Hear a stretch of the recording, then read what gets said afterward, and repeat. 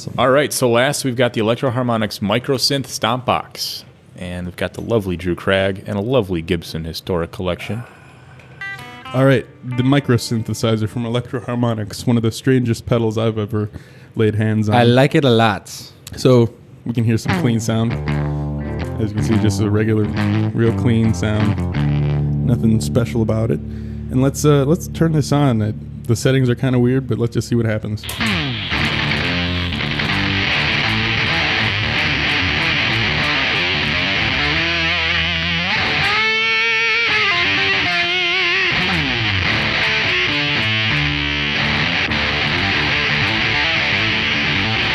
Cool. So right now it's kind of acting like a weird fuzz octave distortion. That's not the only thing it does though. I think most of what's doing the distortion is this one fader called square wave. If we turn that down, you see we get a cleaner sort of sound. But this is our mixer section. So basically we turn everything down, we're not going to get anything. And if I go ahead and turn up the guitar, we'll just start to hear the guitar. And that's going through our filter. So if we just start messing with the filter, it's a envelope generated filter. We got a start frequency and a bottom frequency. That means that when it gets triggered, if you want to play like some single notes, kind of separated. I'm gonna turn up the rate. Play a little harder maybe. There you go. So now it's going down to up, and we can also make it go the other way. So it's starting up and sort of closing down. Let's leave it like that. But the main thing this synth does a sub-octave. Sweet. Distorted. Also does one octave down. And then, of course, it also does the square wave. Get a little more volume on the guitar. Okay. One of the other things that it does, besides the filter sweep, as far as attack goes, it does a volume delay. So we can turn this up and fade in. If you do like single notes, it's pretty cool. Like up higher, it's pretty cool. Like up treble notes.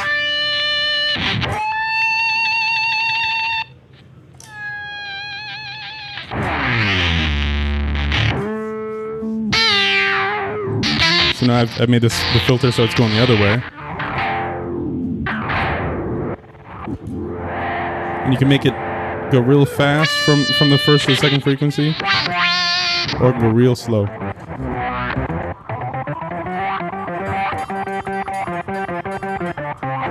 The trigger fader controls on how easily it's triggered. It's sort of like a threshold. Gotcha. Word. We turned up, it's harder to trigger. We turn it up, it gets triggered real easy. Seems like a pretty hard pedal to control. Yeah. Do you want to mess around and maybe make some noise? Yeah, sure.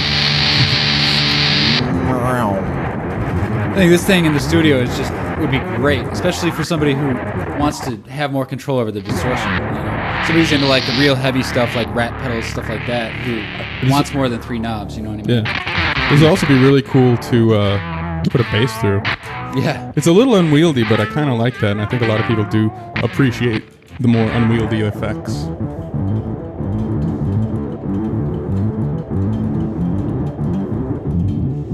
It's a fun pedal to just mess around with the faders.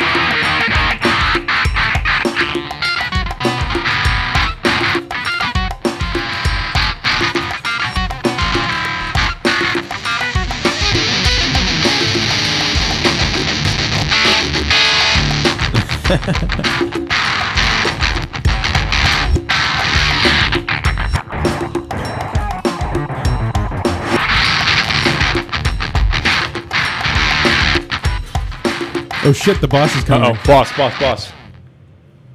All right.